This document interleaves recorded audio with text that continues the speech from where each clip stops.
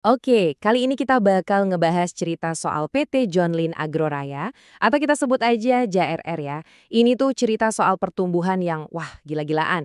Ambisi sebuah negara, tapi juga penuh kontroversi.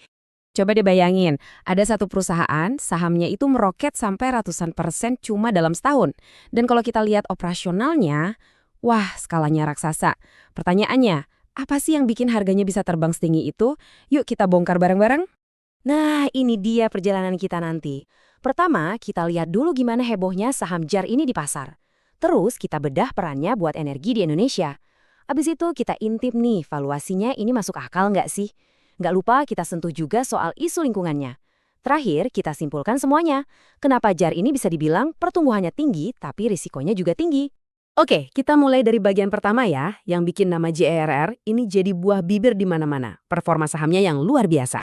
Iya, Anda nggak salah lihat angkanya, 437,1%.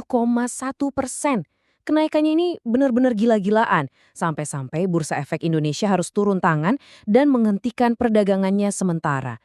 Istilahnya disuspend, buat mendinginkan suasana. Ini nunjukin betapa panasnya saham ini dan pastinya bikin banyak orang bertanya-tanya, ada apa sebenarnya? Oke, sekarang kita lihat sisi cerahnya. Kenapa sih JAR ini bisa semenarik itu?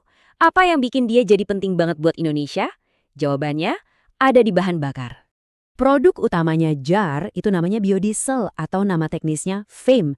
Gampangnya gini deh, ini tuh bahan bakar yang dibuat dari kelapa sawit.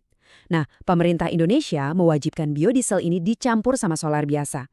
Tujuannya ada dua, dan dua-duanya penting banget. Pertama, buat ngurangin emisi, dan yang kedua yang mungkin lebih krusial, buat ngurangin impor solar yang mahal banget dan nguras devisa negara. Nah, kebijakan pemerintah inilah yang jadi nyawanya bisnis JRR. Ada program yang namanya B40, yang artinya 40% dari solar yang dijual itu harus ada campuran biodiesel. Ini kan artinya menciptakan pasar yang pasti dan gede banget buat JRR. Dengan target alokasi nasional jutaan kiloliter, permintaan produk mereka itu ya praktis dijamin sama negara. Ibaratnya udah ada jaring pengaman super kuat. Dan buat memenuhi permintaan raksasa ini, JAR itu membangun kerajaannya sendiri. Mereka nggak cuma nanam sawit, tapi mereka kuasai semuanya dari hulu ke hilir. Mulai dari kebunnya yang luas banget, sampai ke pabrik pengolahan dan kilang biodiesel super modern kayak yang kita lihat ini. Ini namanya integrasi vertikal. Keuntungannya, mereka punya kontrol penuh dan efisiensinya jadi luar biasa. Skalanya pun nggak main-main. Pabrik biodiesel mereka aja itu bisa produksi 1.500 ton setiap hari. Angka ini nunjukin seberapa besar kapasitas JRR dan seberapa siap mereka buat jadi pemain utama dalam memenuhi kebutuhan energi nasional. Dan semua posisi strategis ini, ya kelihatan langsung di laporan keuangannya. Coba lihat deh, cuma dalam 9 bulan di tahun 2025, pendapatannya naik 17%. Tapi yang lebih gila lagi, laba bersihnya meroket lebih dari 44%. Nah, angka-angka kayak ginilah yang bikin investor jatuh cinta dan jadi bensin buat harga sahamnya terbang. Tapi, tunggu dulu. Di balik cerita pertumbuhan yang kelihatan sempurna ini, ada bendera merah alias tanda bahaya yang lumayan besar. Sekarang, yuk kita pindah ke sisi lain dari koin ini. Kita mulai dari valuasi sahamnya yang bisa dibilang selangit. Nah, disinilah ceritanya jadi super menarik. Coba perhatikan tabel ini, terutama kolom PE ratio. Pesaing JRAR yang udah senior sekelas Astra Agro Lestari atau DSNG, itu PE-nya di kisaran 8-9 kali. Wajar lah ya. Nah, JRAR, PE-nya 87. Artinya apa? Artinya investor rela bayar 87 kali lipat dari laba perusahaan. Itu hampir 10 kali lebih mahal dibanding pesaing-pesaingnya untuk setiap rupiah keuntungan yang sama. Jomplang banget kan? Ini yang bikin situasinya jadi agak aneh. Nilai pasar JAR itu tembus 29 triliun rupiah, bikin dia jadi salah satu perusahaan sawit terbesar dari segi nilai di bursa.